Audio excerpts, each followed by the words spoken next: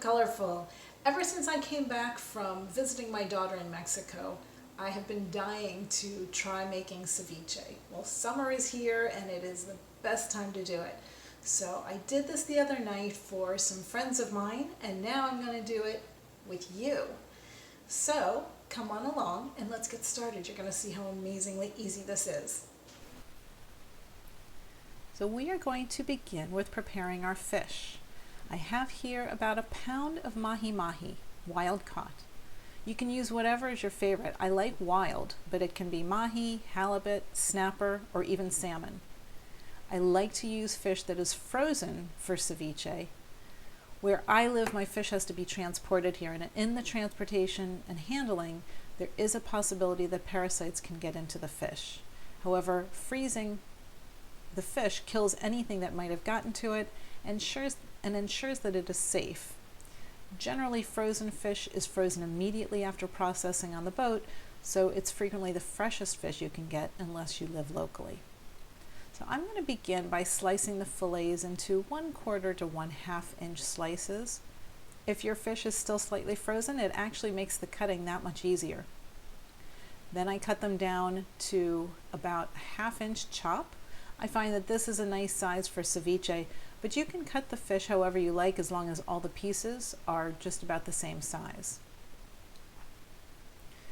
So now we are going to begin juicing our citrus. Fresh citrus is really important here. No shortcuts. I personally like to use mostly lime juice, but I also like to combine in some lemon or orange juices as well sometimes. The thing with ceviche is that it is a great place to play with flavors. Each time you make it, use a different combination of fish, citrus juices, herbs, and additions. And depending on the fish you're using, you might like different combinations. Soon you'll figure out what your favorites are. You want to add your citrus juice right on top of your fish until it is pretty well covered in citrus.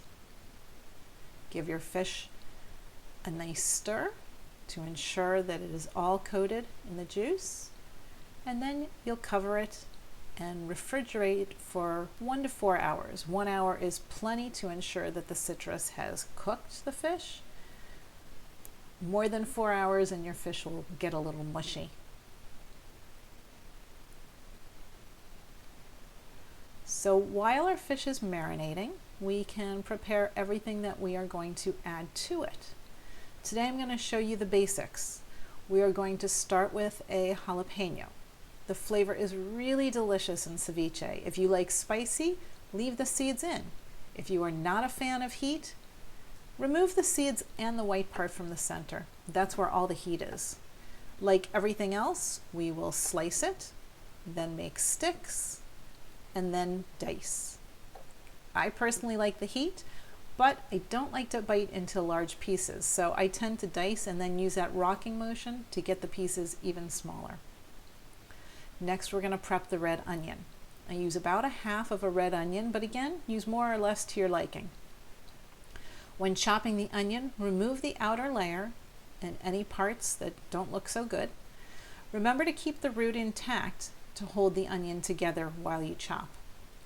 Again, I want small pieces of onion, so I tend to do lots of cuts, both sideways and down. And then I chop.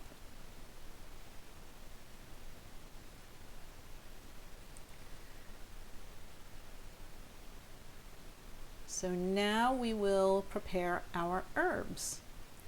I really like the combination of cilantro and mint, but feel free to change the herbs to whatever are your favorites.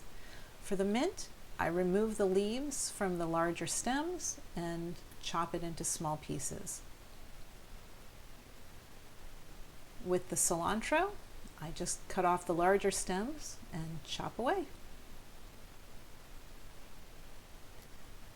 Okay, so the fish has now been marinating for about 2 hours and we are ready to put it all together. We're going to remove the covering and drain off the excess lime juice.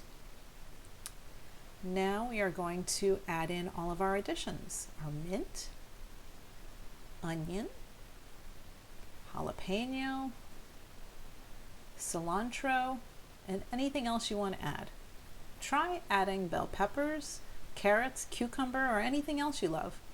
I personally love adding diced avocado to it. When we were in Peru, they added corn and steamed sweet potato. It was delicious. Just stir it all together, season with a little salt and pepper.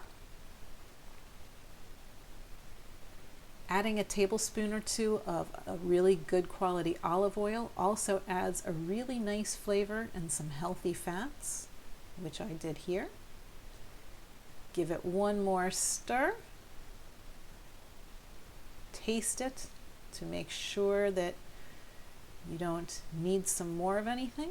Here I add a little bit more salt and pepper. Give it one more toss and you are good to go. Now it's time to enjoy this. You can serve it up with your favorite crackers, tortilla chips, cucumber slices, whatever you like to scoop it up. Enjoy! Stay healthy and cook colorful. We'll see you next time.